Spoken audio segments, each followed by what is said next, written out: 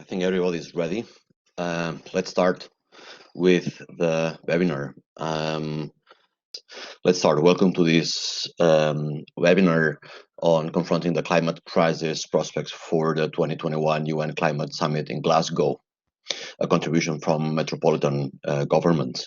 My name is Oriol Costa, and I'm an associate professor of international relations at the Autonomous University of Barcelona and a senior research fellow at the Barcelona Institute for International Studies, where I teach a class on international environmental politics. So these are things that are really close to my own agenda.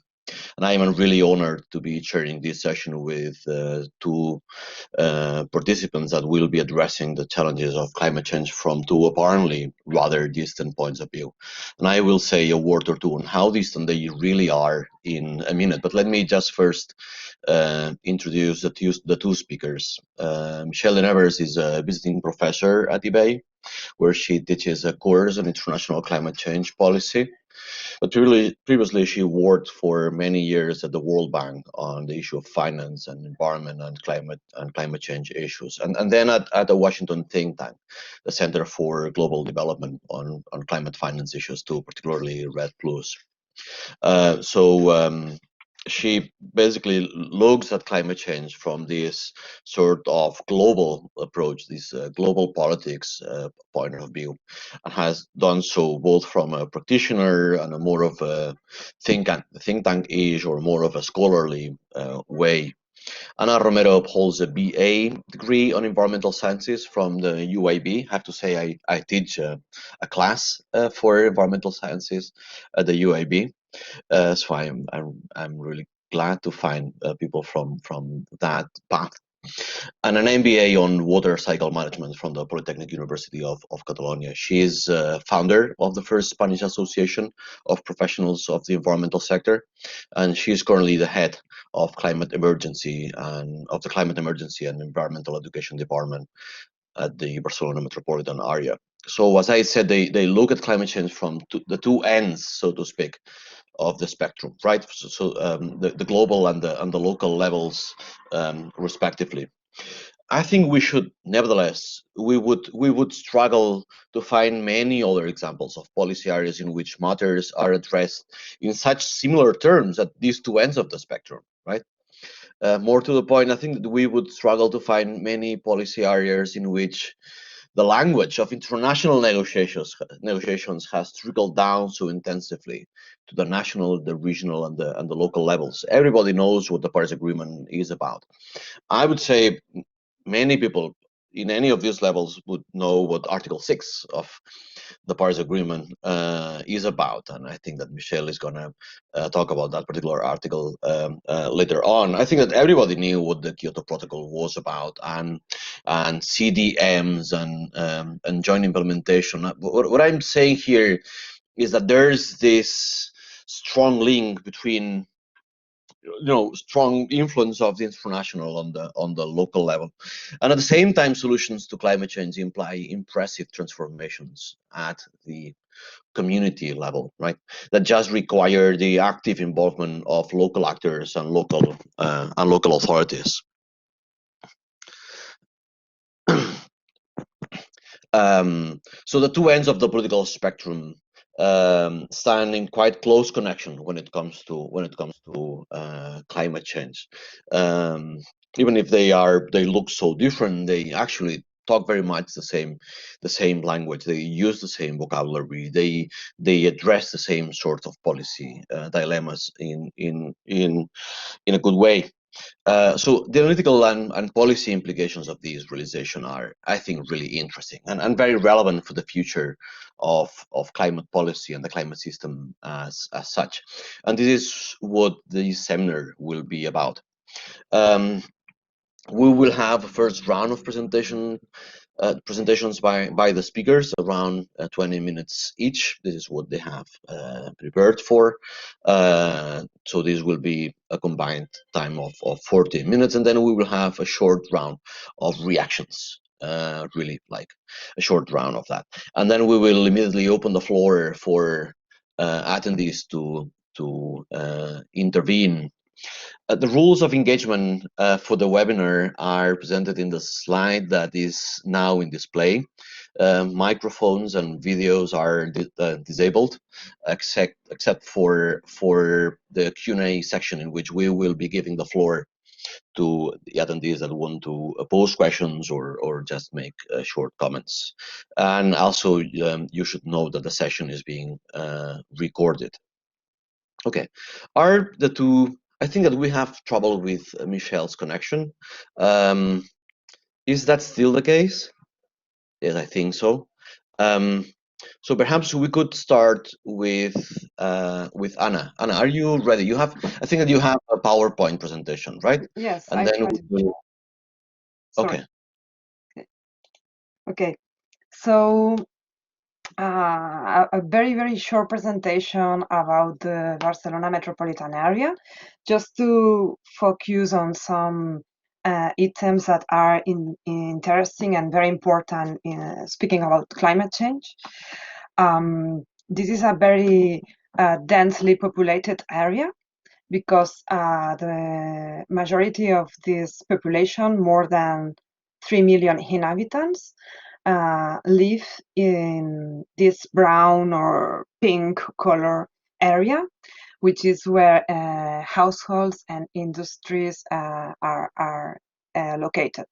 So in some cities, for example, in Hospitalet de Llobregat, which is side by side with Barcelona, the densities of population reach a level similar to some neighborhoods in Bangladesh. It's not the same, but it's like having in account this data, because density is one of our I think main points, but also weaknesses. And we have also these green areas, these forest areas. They are really tiny, speaking about green areas around the world, but they are very valuable, because we are we are a lot of us in a very little territory.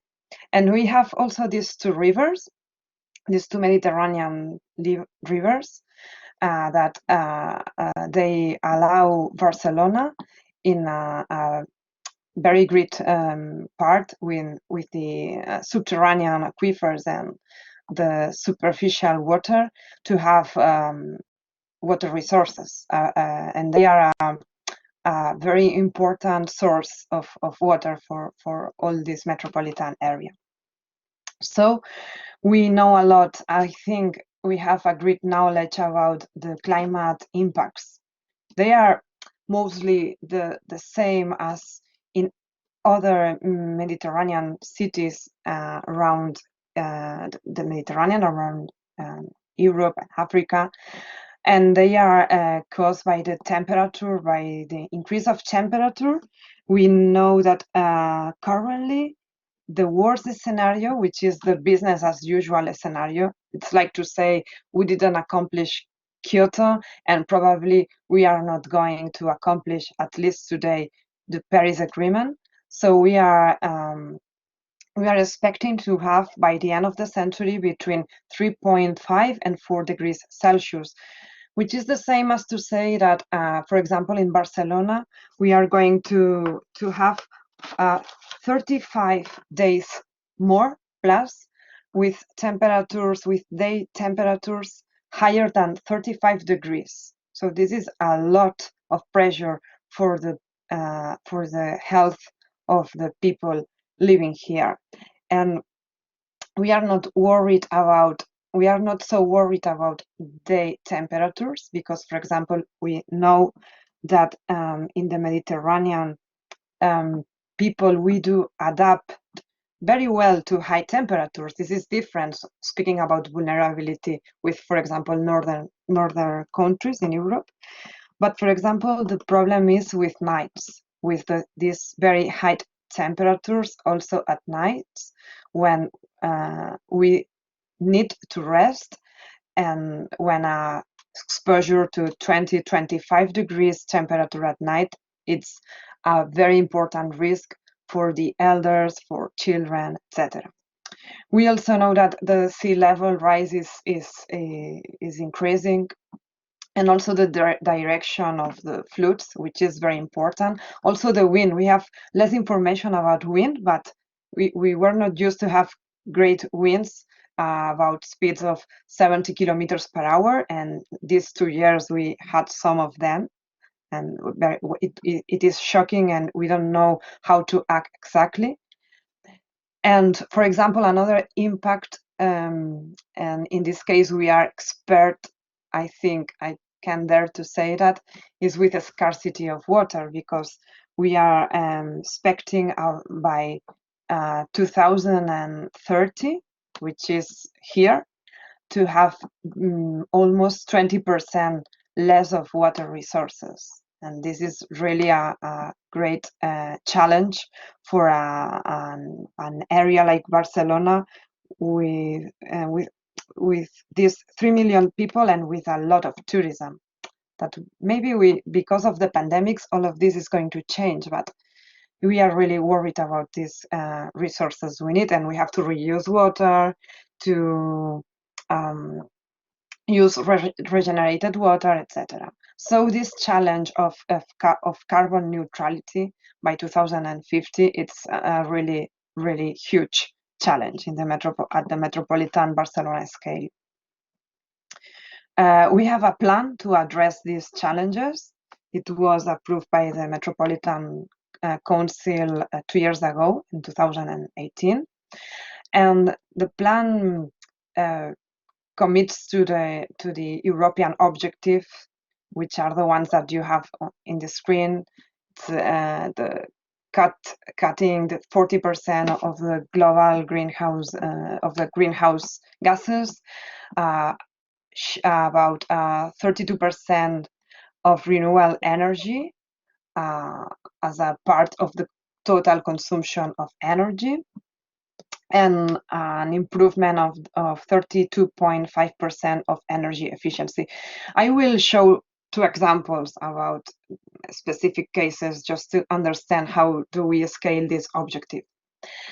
And in this plan, today we don't have time to speak with detail about it, but we have like 2 main strategies. One of them is related to the powers of the Metropolitan government, because most of them, as public transport or waste treatment or water treatment, are developed by private enterprises. So it's very important, the commitment of this private sector.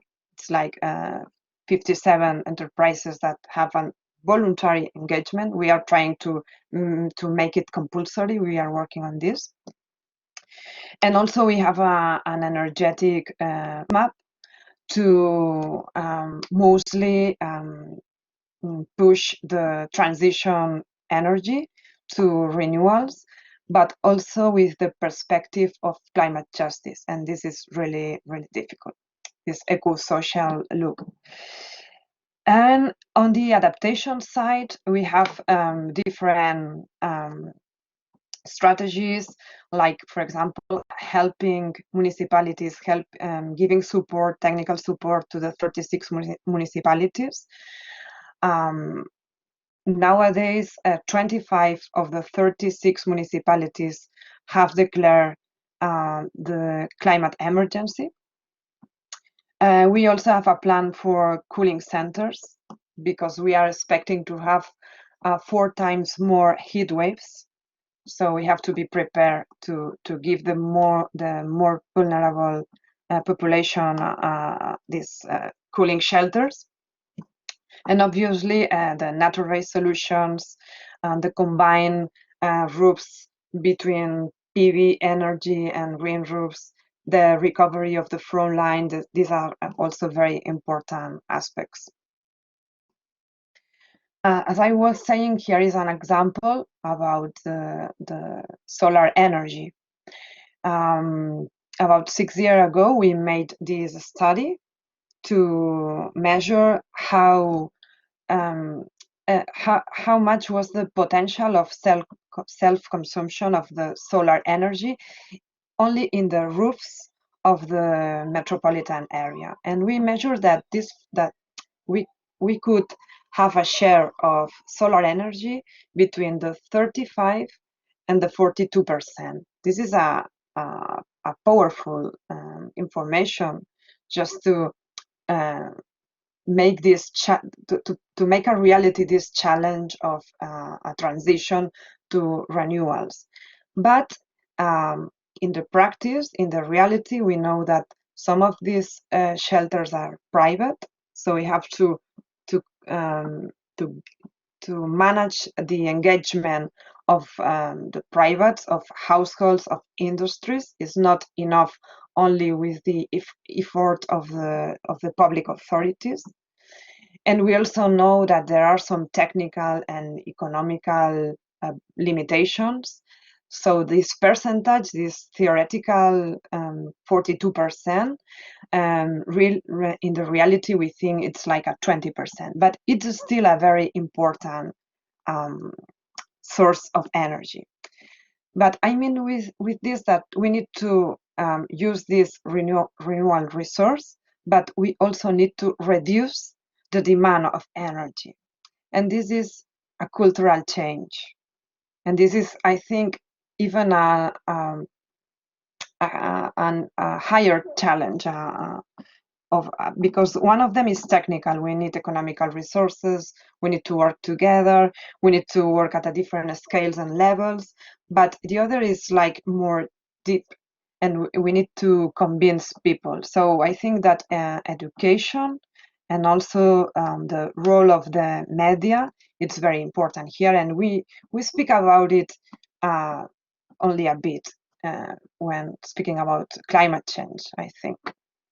So with the example of energy, this is an image that shows with these 5 points, spots. The green one, which probably you are not able to see, is the solar power we have nowadays installed in the metropolitan area. It's this 1 gigawatt per hour. And we know that if we want to reach our objectives, our objective of the climate and energy plan by 2030, we need to multiply by more than 10,000 this number. We need to reach 11,000 gigabytes per hour. So it's impossible to make this alone. It's impossible to make this with our funds and with European fundings. So we need the privates, and this means individuals, but also the industry, the corporations, to get also a commitment in this transition. And I think this is a very important issue when speaking about international negotiations, because there are always dialogues side by side about. I think that we need to speak together. And for example, cities and towns, we don't have I think we don't have a powerful voice yet. We need to put this in the scenario, because we are doing action, but we are still alone. I understand what Oriol was saying at the beginning. We speak the same languages, we share the same rules, and I think this is a very, very good beginning. Probably it's one of the only international when it's one of the only places where international politics take this kind of consensus at different levels. But this consensus, I think it's not yet in the action in the action front. So we need to work very hard in this. And the second example is about the network of cooling centers. I don't know if you can read quite well the legend, but we have mostly 4 different kinds of cooling centers, which are parks, green areas. We also have some commercial centers. We have public centers as universities, civic centers, some sport places, etc.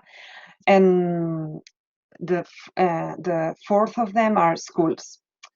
And this is a very interesting idea of sharing when the worst temperatures are here, when, for example, a heat wave hits the metropolitan area, to give a shelter, a cooling shelter to the people most vulnerable, because we know that we will need air conditioning, even if energy consumption is increasing. Obviously, health is the first thing we have to take care of it.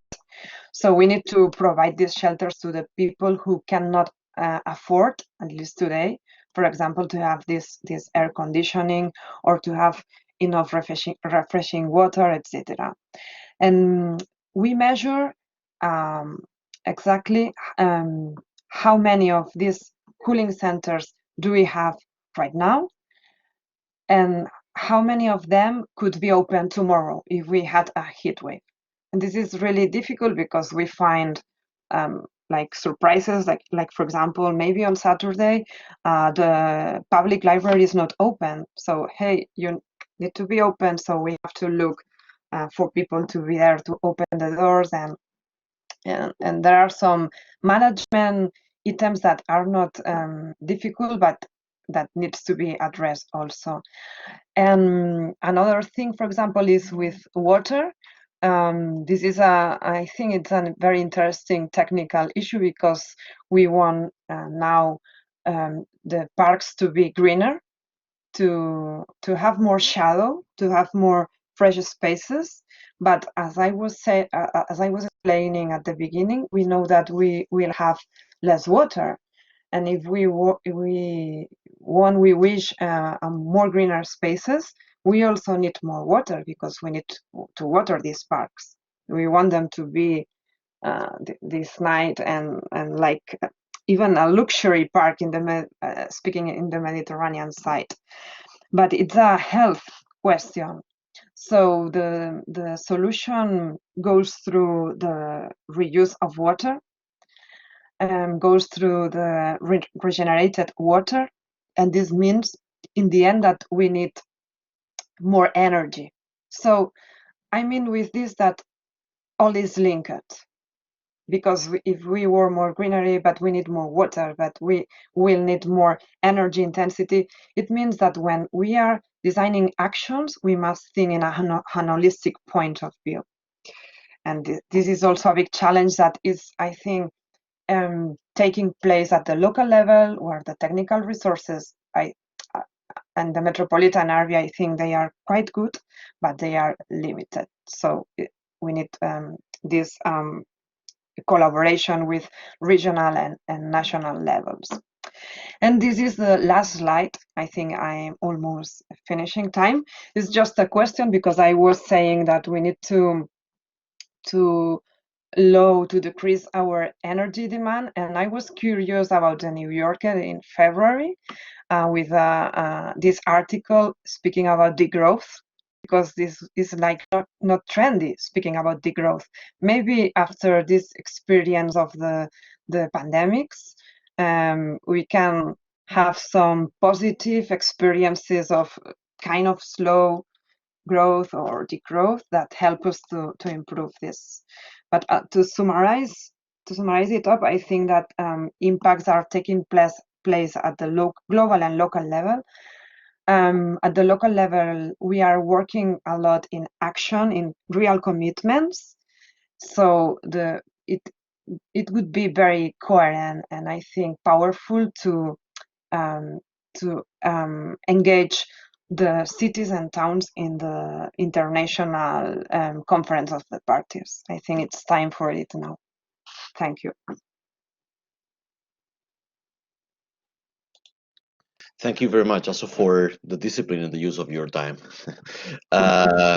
Really fascinating talk. I mean, what there are a number of threads that I will try to pull later on, but it strikes me that there are these two different realities. When it comes to adaptation, the local level looks really very comfortable, right? I mean, the kind of the plans seem much more advanced when it comes to, and much more specific, much more detailed when it comes to adaptation, right? You even have a map with different dots in places where people will be able to shelter themselves if they need to, that map specifically. While mitigation, of course, is a much bigger scale issue, right? So perhaps we will have time to explore the trade-offs or the tensions that are behind those scale problems or those scale issues. Okay. And then I will also have an interest in pushing you on the issue of having the voice of local authorities heard at the global level. I think this is really an interesting thing that should be, that we can explore later on. Michele, are you ready? I'm here. Okay, do you have a PowerPoint that you want to share I with do. us? Let me see if I can Okay. upload it here.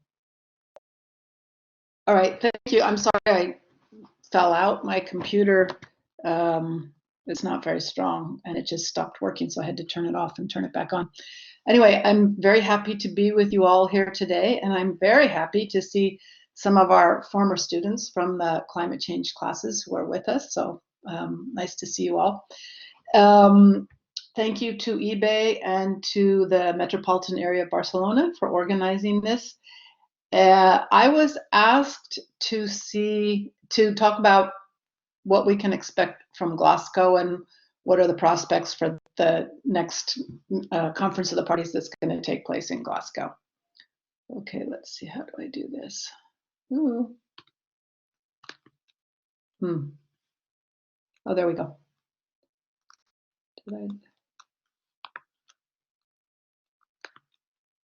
There, okay. Before I talk about Glasgow, I need to take a step back and talk about Paris, because what's going to happen in Glasgow, or what's planned to happen in Glasgow, is very much based on what's in the Paris Agreement. So, and before I do that, I just want to remind us about framing the problem. Anna talked a little bit about this, but what we know is that levels of carbon dioxide in the atmosphere have been rising steadily for the last 800,000 years. And recently they've been rising very fast since the Industrial Revolution. And this has become a problem. Why is this a problem?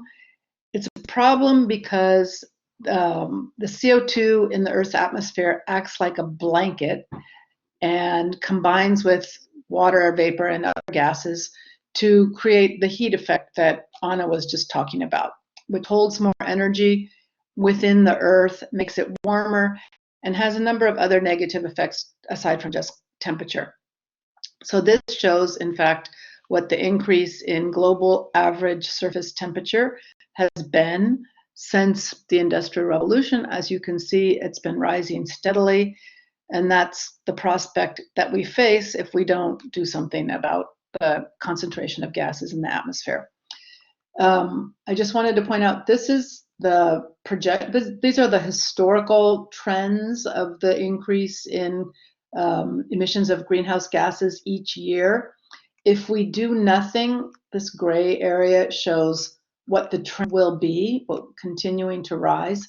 And if this happens, we will end up by the year 2100 with a baseline temperature of an increase over pre-industrial temperatures between 4 and 5 degrees Celsius, which is very hot.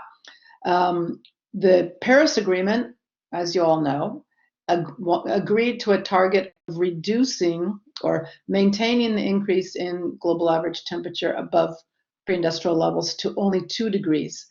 And that is what you see in this curve down here. It also adopted a stretch goal to try to hold the increase in global average temperature to 1.5 degrees. And that's this, this part down here, which shows the need for negative emissions. Where what we committed to in Paris, which is the basis for the negotiations that we're continuing now, only takes us about halfway from what the baseline path is to what we would need to do to hold the increase to 2 degrees. So we have to do something to increase the commitment to reduce emissions from what we agreed in Paris to get down to this 2 degrees. So that is what the agenda is for Glasgow. So if we look at where we have come in the climate negotiations, let's just look briefly at what the process has been until now. You all know, I think, that the United Nations Framework Convention was agreed at the Global Earth Summit in 1992, and it came into force in 1994, which is very quick by UN standards. Once that happened, the group of countries, and this is all at the sovereign country level, not at the city level, not at the state level, sovereign countries started negotiating every year for, well, what are we going to do to try to solve this problem? During that period, they twice came to agreements, Kyoto, and they almost came to an agreement in 2009 in Copenhagen that would have put in place a framework, set of targets for how we're going to reduce emissions and meet the goal, but those didn't work out. So after 21 years of negotiations, finally in 2015, the countries came to agree on the Paris Agreement at COP21. And this was the first agreement that was universal, that involved all countries, and had legally binding targets and arrangements for what to reduce emissions. What's important to keep in mind, I think, and it's still important, even though the Paris Agreement is now universal, is that throughout these negotiations, there have been a strict, sharp division between developed country groups and developing country groups. And this very much shaped the progress coming to Paris.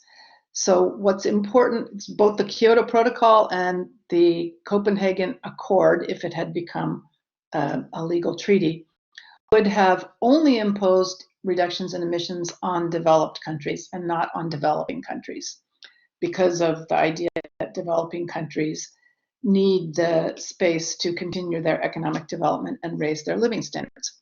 But by the time countries got to Paris, 21 years after they started the negotiations, it was clear that an agreement that didn't include the large emerging market countries was not going to be effective at solving the problem.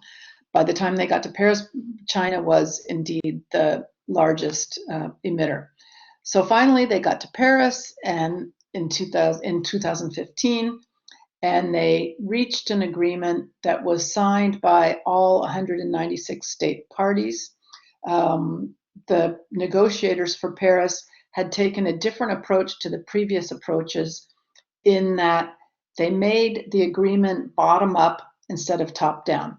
Previously, there had been an approach of imposing country limits on emissions for only the developed countries.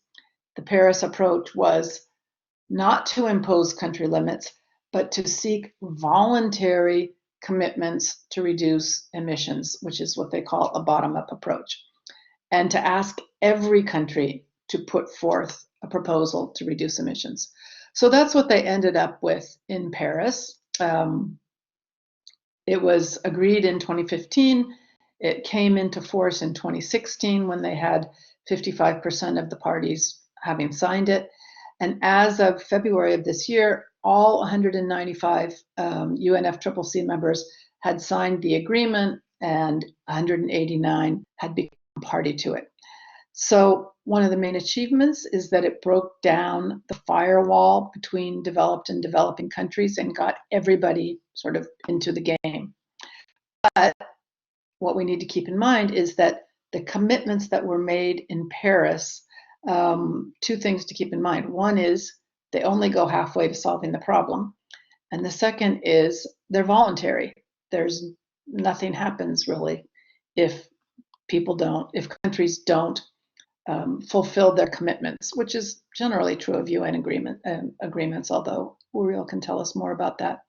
So let's look a minute at what the Paris Agreement did. Where did it take us and where are we now?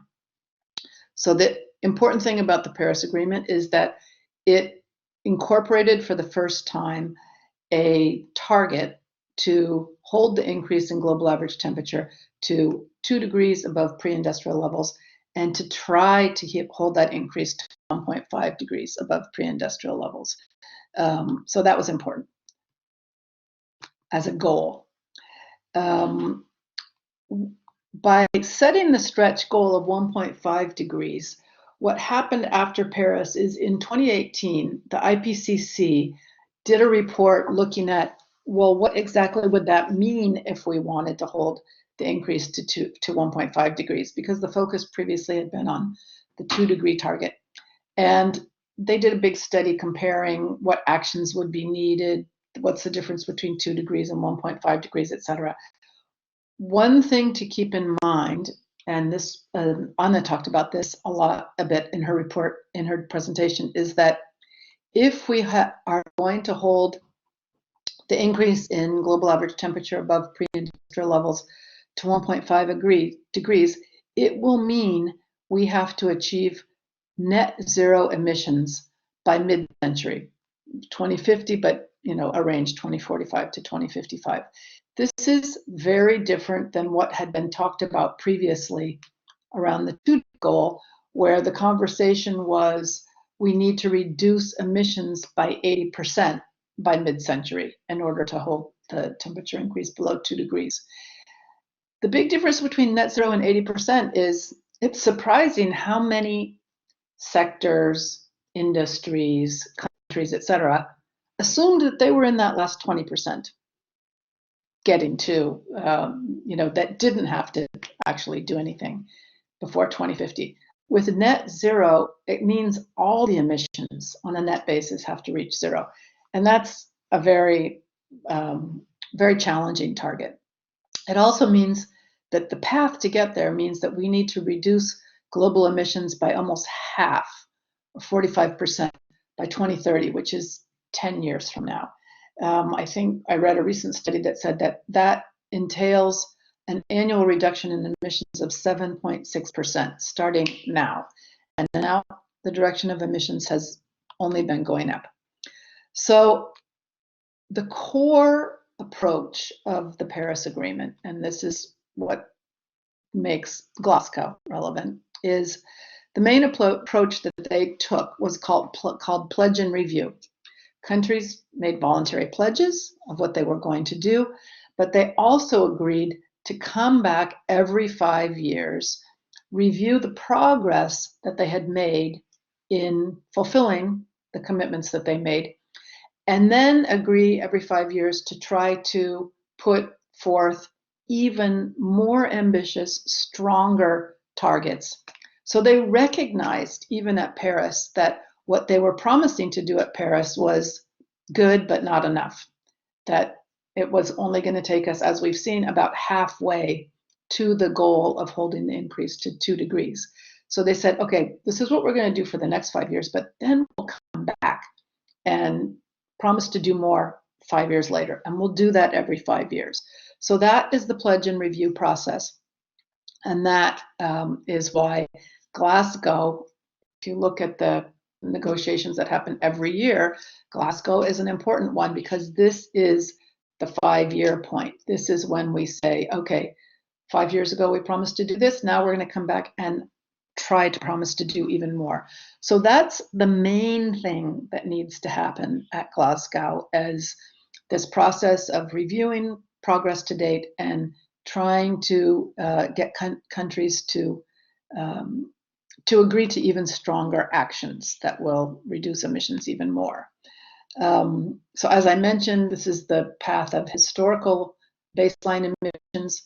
This is more or less what we've agreed to in Paris, and this is where we've got to go. So we still have to bend the curve. We still have to take more ambitious actions to get to the 2-degree goal. And that's why Glasgow is important. But aside from just that 2-degree goal and the pledge and review process, there were other provisions in the Paris Agreement. And the Paris Agreement itself just provides framework. here are our pledges, here's our goal. The details remained to be worked out. So what's been happening since the Paris Agreement was agreed in 2015 is the details, what's called the Paris Rule Book. So there are a number of other provisions in the Paris Agreement, and then there are all the details of what does it mean to try to implement these provisions. During these last 5 since Paris, many of these rules for how to put the rules into the Paris Agreement have been finalized, but a couple of them haven't. So one of the provisions that was agreed was a mechanism for monitoring, reviewing, and verifying these emission pledges that everybody made. And then there was a transparency mechanism so that everybody would be able to see publicly what the evidence was that countries were complying with their pledges. This whole business has a lot to do with the U.S.-China relationship because the U.S. Doesn't trust China. They don't trust their numbers. So they wanted some international verification. What they agreed to in the end was something different than that. But they did agree that we should all be transparent so that we can all look at each other's numbers and see if we really are making the progress that we say that we're making. Another set of rules in the Paris Agreement had to do with climate finance. As I mentioned earlier, there has always been kind of a division between developed and developing countries. And when the developing countries agreed to put forth targets, and all along it was, okay, we will take this action, we will try to reduce our emissions, but you have to help us, and you have to help us through climate finance. So there were provisions and goals for climate finance, including a financing mechanism called RED, Reducing Emissions from Deforestation and Forest Degradation, which our students will remember we've spent quite some time talking about. One of the interesting things is that this RED has been a very contentious area since it was first proposed at the Bali COP in 2008.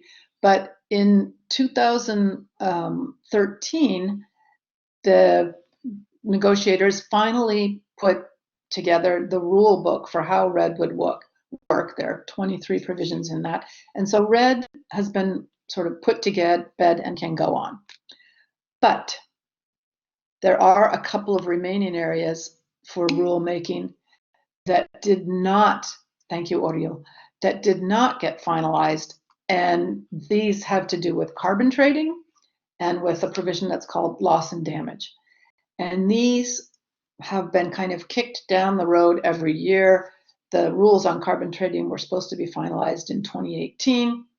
They weren't, so they were brought to Madrid.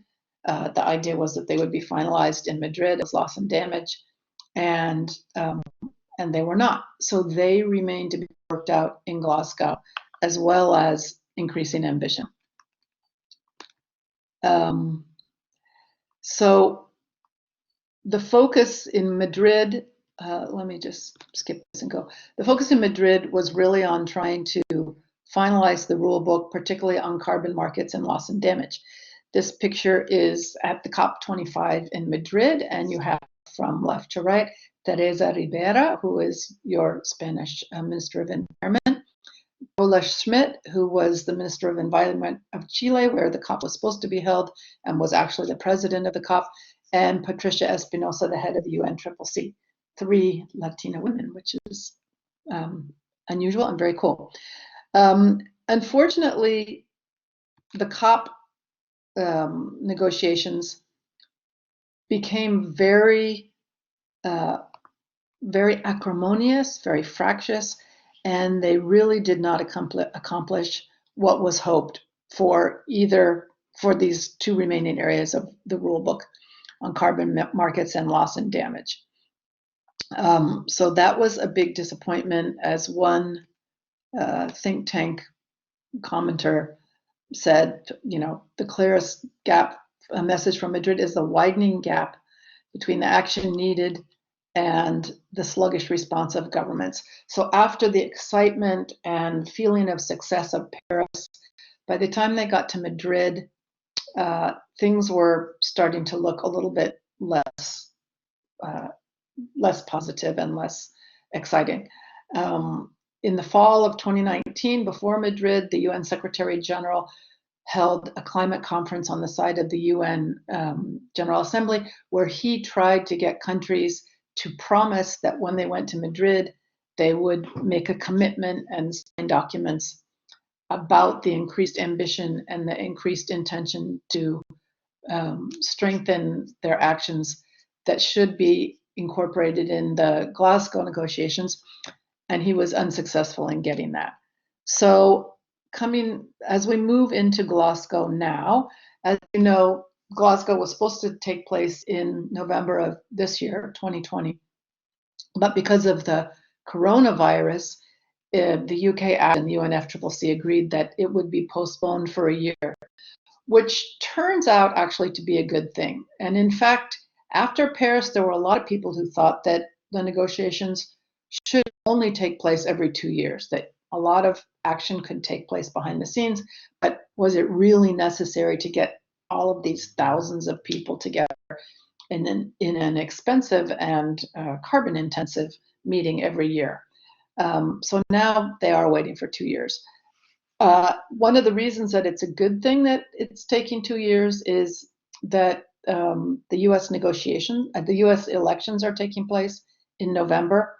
And so if the negotiations took place right after that, if there's a new administration in the U.S., they wouldn't have had time to put their program in place.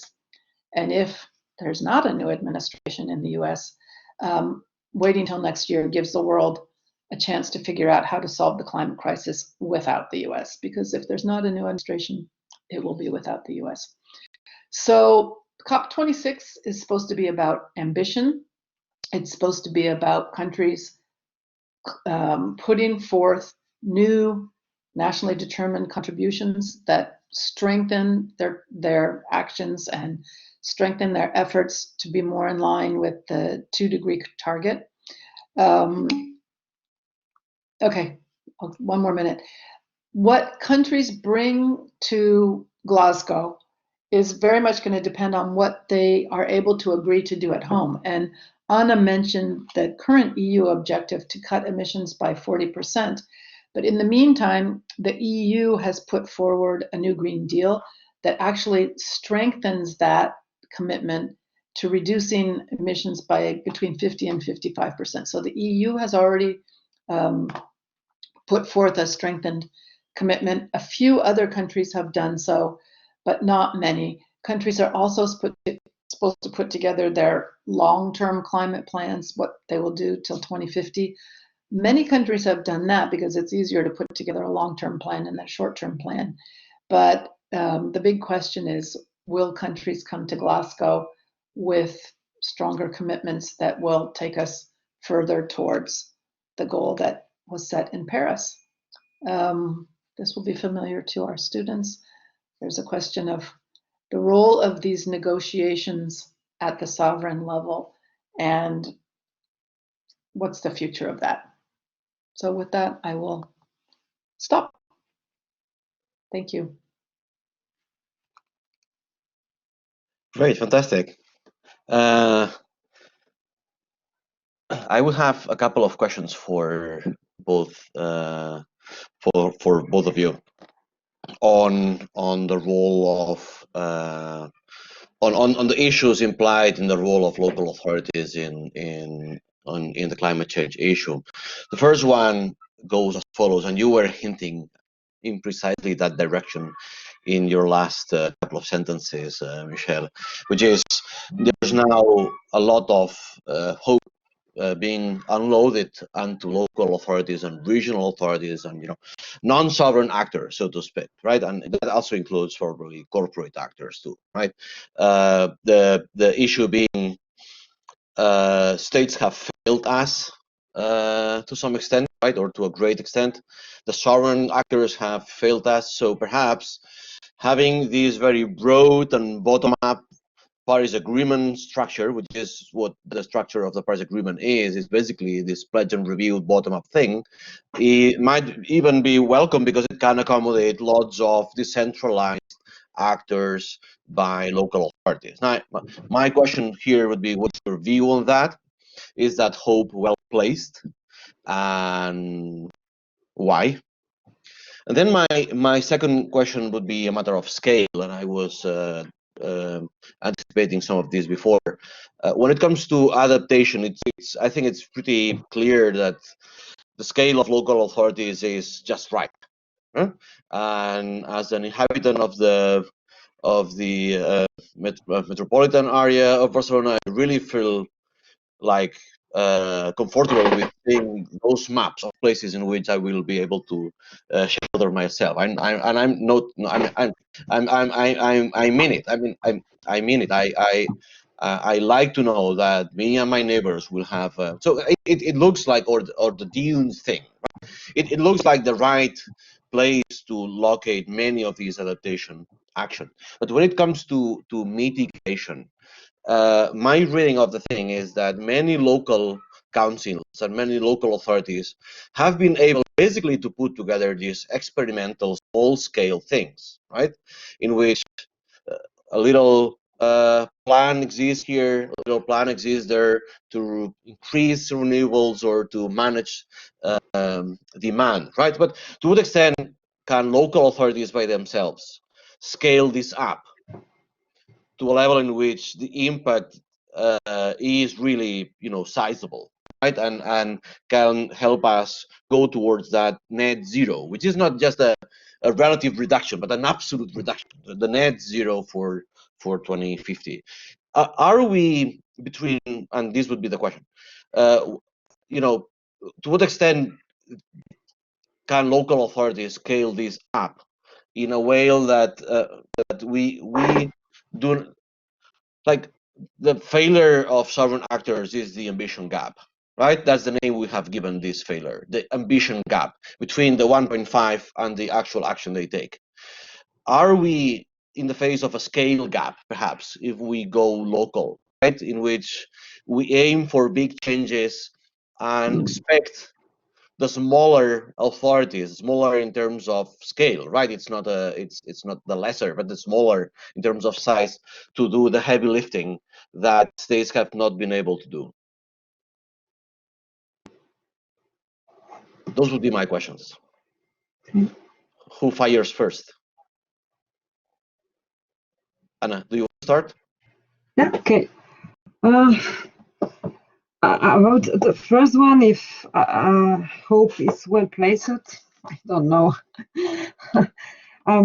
Probably it is well placed, but I think that we place hope every time that there is a conference of the parties. So I think now it's time for action. And I know that I repeat this a lot, but even I think some month ago, the members of the ICLEI, they made a declaration of local authorities asking for having a voice in the, I think it should be easier, like giving voice and opening the decision process to local authorities also, with a specific scale, probably, because I agree that this is a global issue and there is a scale gap also. So we need to address it with a global point of view. But now this global point of view, it only gathers some voices. Probably Michele can answer better thing. This. I can listen to you, Oriol. I don't know if. Yeah, sorry, I had okay. my mic. Yeah, I had to unmute my mic. Okay. Michele has lost connection, so let me push you on a question that I had for I can you. go to the second one. Okay, yeah, that would be great. But let me just add something else into your plate. If you can walk us through the or perhaps other people attending the, I don't know, whoever wants to raise a hand here, but could you walk us through what kind of a voice do you expect cities to be given in these global processes, right? Do you have any idea on how this could be organized from an institutional and a political point of view? Would you have any thoughts in that regard? But of course, you can answer the other question too. Thank you. I don't know, because I'm. It's not my field of knowledge or my field of experience. But what I do know is that we normally act with these associations, very different ones. They are powerful because some of them gather people in the same countries, as ICLEI at the European level, or the C40 that gathers like big cities around the world. And I think that there are some places where these associations can represent cities, but probably some of the most important cities, and important I mean from the economical point of view, but also from the vulnerability point of view, I think they need to have a space to speak directly, and even more specific when the countries make their public commitment with the national contributions. Which percentage of these national intended contributions depends on cities? Let's put it in numbers. So I think it's easy like this.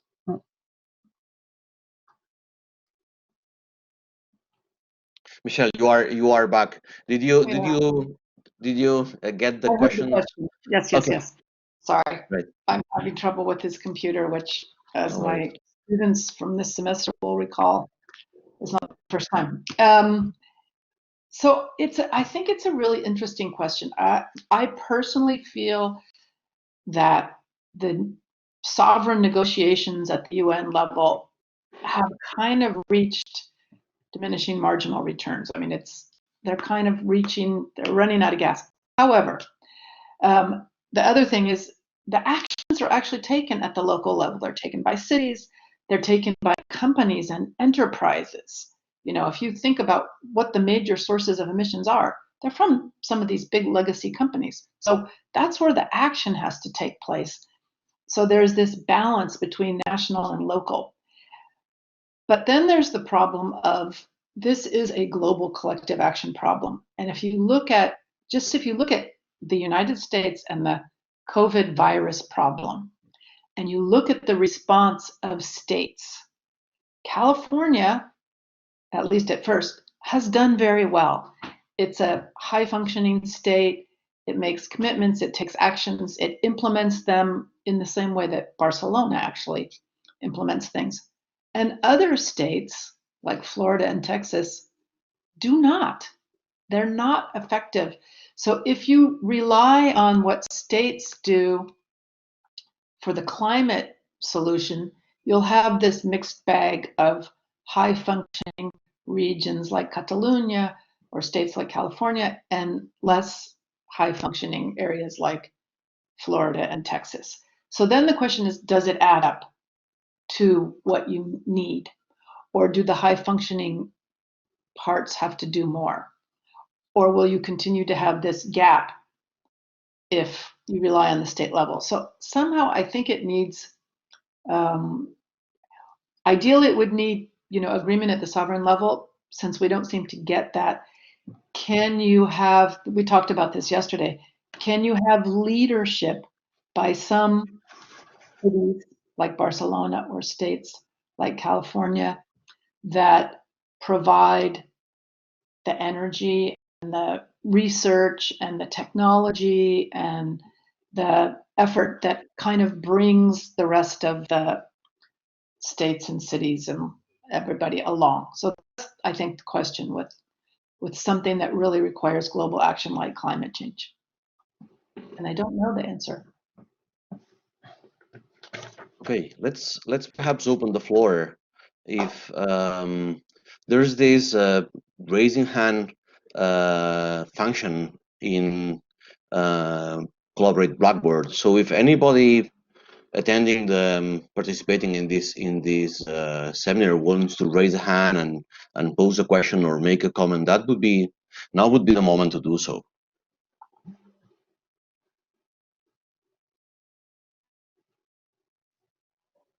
Can you see the raising hand button in?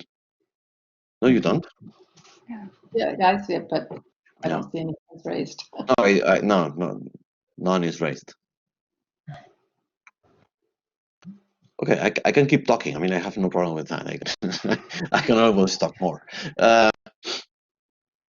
Let's give a couple of seconds before we keep on pushing our own issues.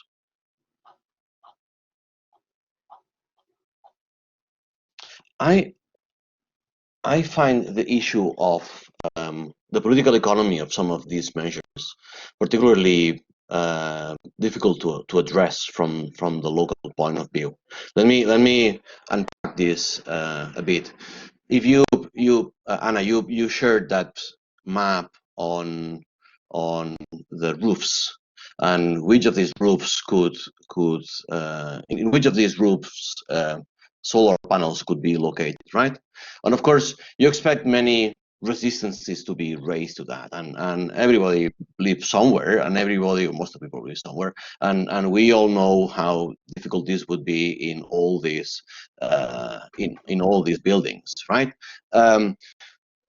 So you, on the one hand, you from the approach, probably the normal approach from a local point of view would be, let's push open doors, right? Let's try and push the open doors of this. Let's get those buildings that are on board, let's get them on board. Let's make the life easier for them if they want to put solar panels. But then let's not push for closed doors, which will be many, right? So perhaps instead of a 42%, we get to 10%, and this is going to be a success. And this is really going to be a success anyway, right? Because it implies the multiplication of solar panels by a factor of many. But still, it doesn't get us anywhere near the net zero for 2050. If you want to do this in a massive way, you need a different approach, which is not the kind of approach that local authorities will have or would have, right? So would this, like, which would mean like there's going to be a law forcing you to do something you would have not done otherwise. It would imply opening closed doors, right? Coercing people in a way, or mobilizing huge resources to, like, big carrots and some big sticks too, to push people do things that they would not do otherwise. Does this mean that we need a different level of administration dealing with this stuff?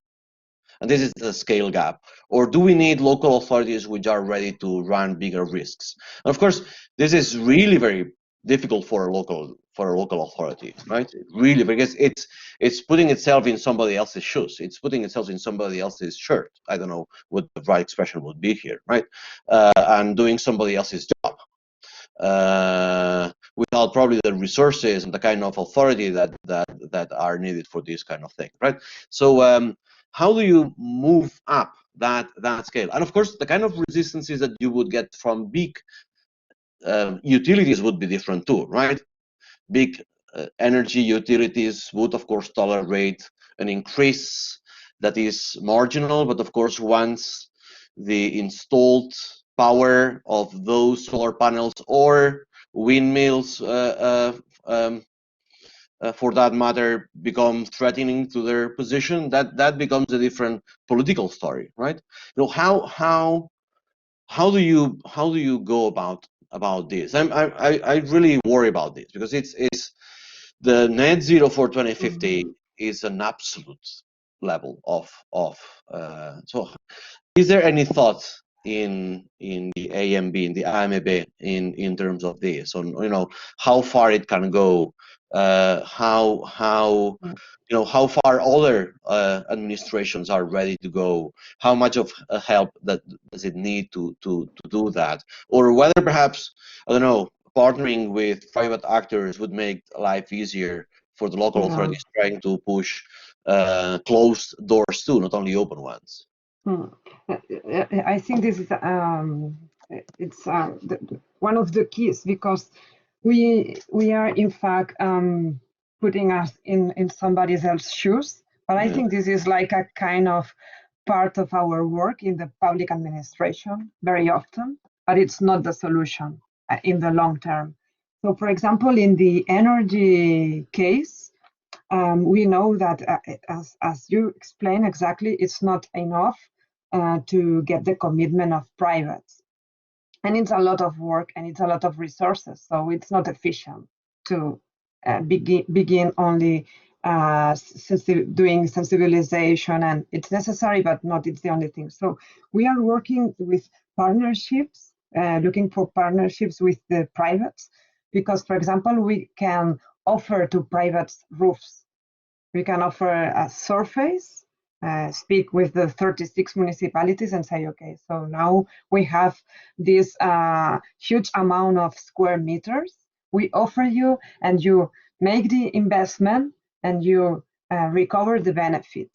And maybe we can share a little percentage to make public plans related to greenery, for example. As I was saying in the beginning, all is linked. But this is like innovating a lot in the local authorities, and probably, as you were saying, it's like going very, very far. We try and we push and we go in this direction. But, for example, in the end, you need to translate this in a public tender. Whoa, this is like, it's a very constricted framework. And it's like a balance between the reality and your objective, and yeah. But I think that collaboration with the privates, it's like very, very needed to scale up. Michele, I think you had something to say. Yeah, I think, I think that if you read how these things can work, I think that there's a possibility for great leadership at the city level, at the municipal level, and at the corporate level. There are corporate initiatives. And I think that a lot of the thinking and the design and the technology development and the innovation and all of that can really happen at this level where there's leadership. I also think that what's an important sort of feature and factor, and you would know more about this, Oriol, is the peer demonstration and peer pressure effect, both at the level of individuals. There have been studies showing that if enough of people in the neighborhood get solar panels, then everybody thinks they need to get solar panels because everybody else has solar panels. So you have that effect, and I think you have that effect even possibly, let's look at the level of fossil fuel companies. So BP has now come back after their failed Beyond Petroleum experiment, but they now have said that they have set a goal of becoming a low carbon provider of electricity. They want to become a low carbon company.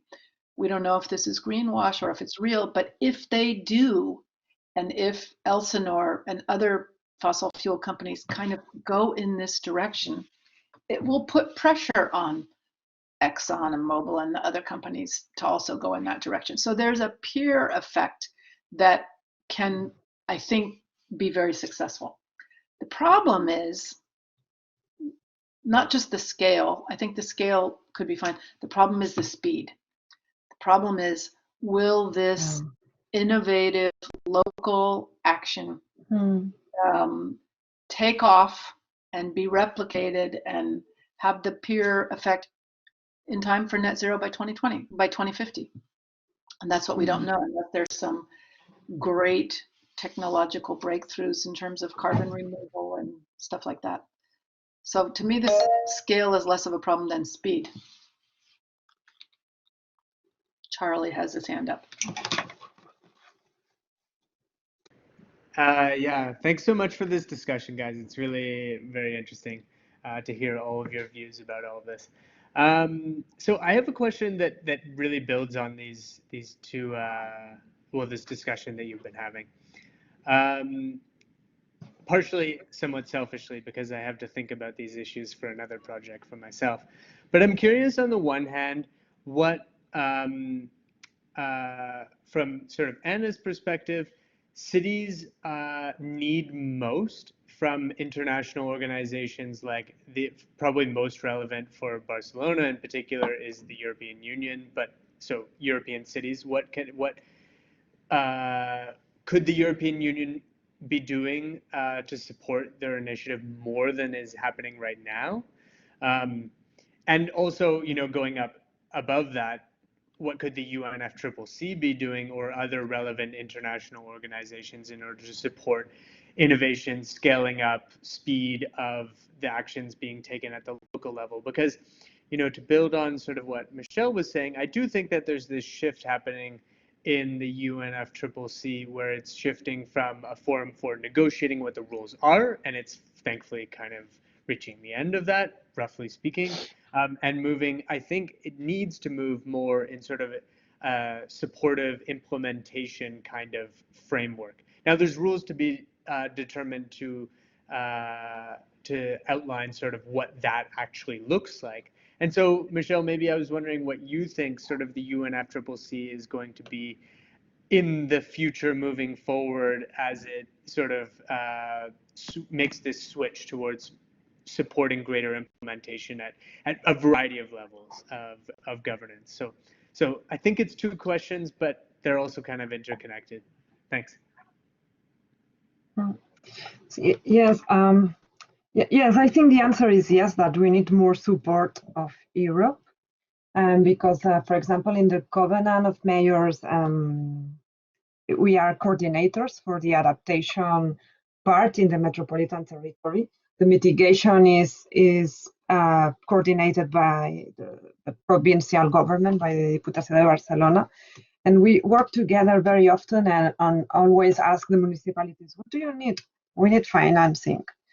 But then the answer is yes, you have the funds, the European funds, but the rules and the bureaucracy, it's also very slow.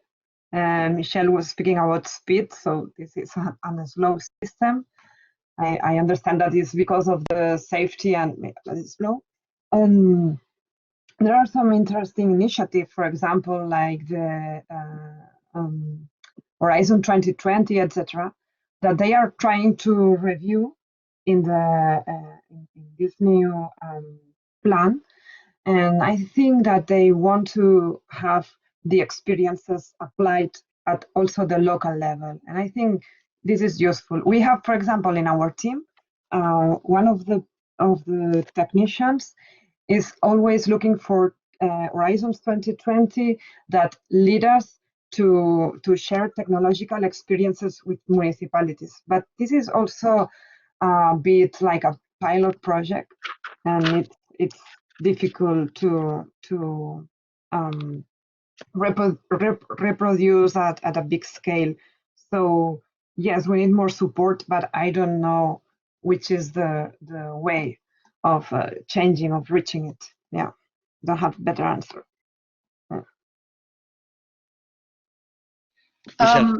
Yeah, on the future role of the UNFCCC, I mean, I agree with you, Charlie, that the role of the UNFCCC in managing negotiations that actually lead us to a solution is approaching its finishing point. I have never really seen the UN as the best place to support implementation. I think the UN has a great role, and the UNFCCC could, on convening, on knowledge sharing, on kind of nudging and nagging, but on implementation at the international level, I would see it being more effective in the MDBs, even possibly the Green Climate Fund, if they kind of get going, on groups like the C40, the groups of cities and some other groups like that, where there's much more of a granular focus, I think, on implementation than at the UN level. But the UN can highlight and can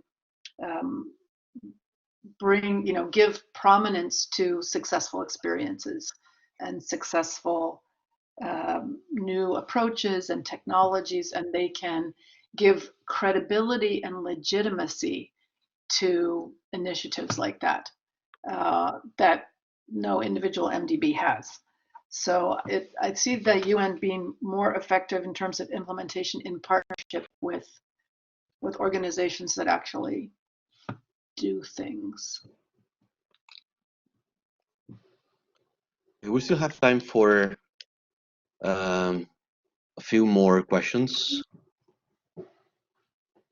But can we come back and ask Charlie? Charlie, what Yeah, do you think sure. about the role of the UNFCCC on implementation? Yeah. Oh boy. Think about it. I've been roped in. Good job. Yeah, this is a good question. I mean, it's partially the reason that I asked because, well, on one level, on sort of the intergovernmental track, I mean, the Paris Agreement really, and the process that you described that's moving forward is really like, if it's to be anything, is to be these sort of galvanizing moments where we're ratcheting things up and it brings everything together and tries to create the environment where all sorts of other actors can exert leverage at a regular point in time to scale up commitments. So I mean, I think it is sort of supporting implementation in a broad sense in that way. But I still think that there's a lot more that can be done and that we really need to sort of wrap our heads around that. But then also there's the broader sort of initiative related to non-state actors and cities and everything that's also very much a part of what Paris has initiated in the preamble especially. And so, you know, it's turned into this larger platform where there's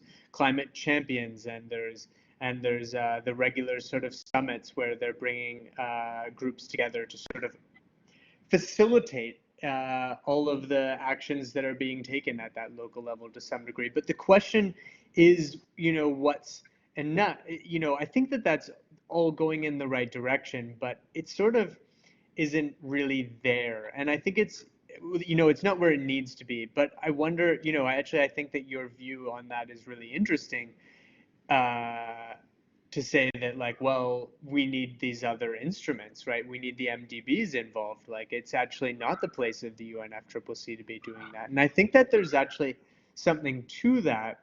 But I wonder whether that, in fact, is something that the UN can make clear to kind of not necessarily serve as a coordinator, but to sort of enlist these other actors in a more concrete way, a less ad hoc way than is currently the case. And I wonder whether that actually would be a productive kind of action to sort of think, who are all of the international organizations, regional and multi and sort of universal in nature, that are related to or taking action on climate change, concerned about climate change, and have something to contribute. And how can that sort of collective action be orchestrated in sort of a more concrete way? So I think that sort of thing might actually be somewhat useful. But I'm with you in the sense that I don't have firm answers to this, but I think that there needs to be this dialogue between, or a very concrete dialogue between cities like Barcelona, who have all of these needs and actually have lots of capacity to take action, but they do have these barriers. And so who are the groups that can, you know, in a speedy way, let's say, and contribute something to that, right? And that discussion needs to be taken further than it is at present. So, yeah. And, you know, and I would add one other thing. When you think about EU, which is hugely powerful, and other organizations, you know, there's always a follow the money idea. Where is the money? The EU has some money, but what I'm kind of excited about these days is, you know, the European Central Bank. Christine Lagarde is making these guys think about climate change, as she did in the IMF. Kristalina Georgieva in the IMF is keeping the focus on climate change. The money is there. The task force for climate disclosure, whatever it's called, you know, the more these people who are close to the money and have influence on the money are pushing, as Oriol says, towards the open door, I think that could generate some catalytic effect, more than the UN, which really doesn't have the money. The UN has legitimacy and the UN has convening power, but some combination of that with the money, I think, could be interesting. Okay. Any other hand being raised?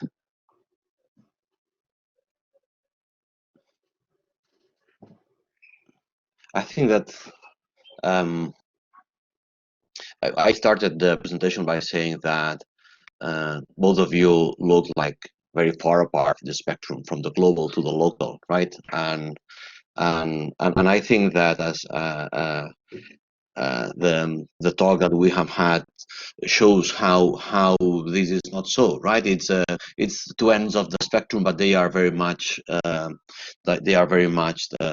linked, and the more so given the fact that we feel that states have not done their part of the deal, at least not completely, and action should be looked for somewhere else, right? I think at the core of our discussion, the idea has shaped, at least the implicit idea has shaped of some sort of alliance or link between international institutions, both with legitimacy, for instance, like the UNFCCC, or with money, and local authorities, right? This sort of alliance of the global and the local, in which local authorities need to know that this is their moment, right? That people are waiting for them to fill in the void that some states have created in terms of this mission gap, and in which their contribution, and I think that this is I find this really interesting, and I think this was your point, Michele. I hope I'm not misrepresenting it, that their contribution should be like political voice, in a way, like political leadership, and experimentation with local measures that might not look too big, but then can be replicated if they. So we would have 1,000 flowers bloom, if I may. We would have a lot of different a pool of different measures that could then be looked at and replicated elsewhere. And I think that here the key for both this political voice and this experimentation is that it needs to be loud. Because it is basically and bold. It is basically contributing to the debate. It's not so much how many CO2 tons you save in this particular measure, perhaps, but how loud it resounds in this, global public sphere, if I may.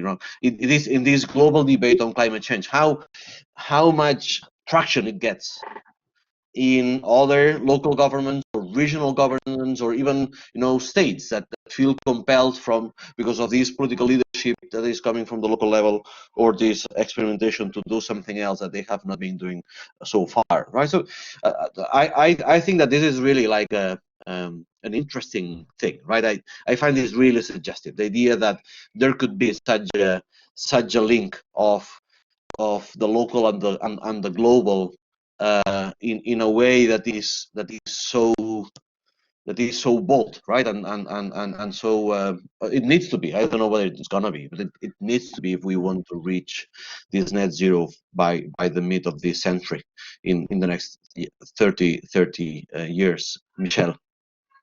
Just one other thing I wanted to mention is we have to remember that where all the emissions growth is going to happen, where all the investment is going to happen, where the solution needs to happen is in developing. It's in the big cities in developing countries, not in Europe or even the US. It's, we are doing our own investment and our own thinking, our own innovation, but somehow we need to focus on action there. Great. Àrea, a closing word from you. Do you want to add something else? No, I think you summarize it really good. I prefer to end like this with, it was a good Zoom. Thank you. Great. So I think this is it. it's 7, which was the moment in which we were supposed to end this webinar. So I thank you all, both Michele and the neighbors and Anna Romero for being here with us, and I also thank the attendees, both the ones that are still with us and the ones that have left along the way. And also I thank Elena for taking care of everything technical and logistical in this webinar, and for the support of both IBEI and the Metropolitan area of Barcelona for their support. So thank you very much to you all, and I hope Thank we you, can Oriol. Thank you. see you soon. Bye, Okay. everybody. Bye, everybody. Bye. Thank you.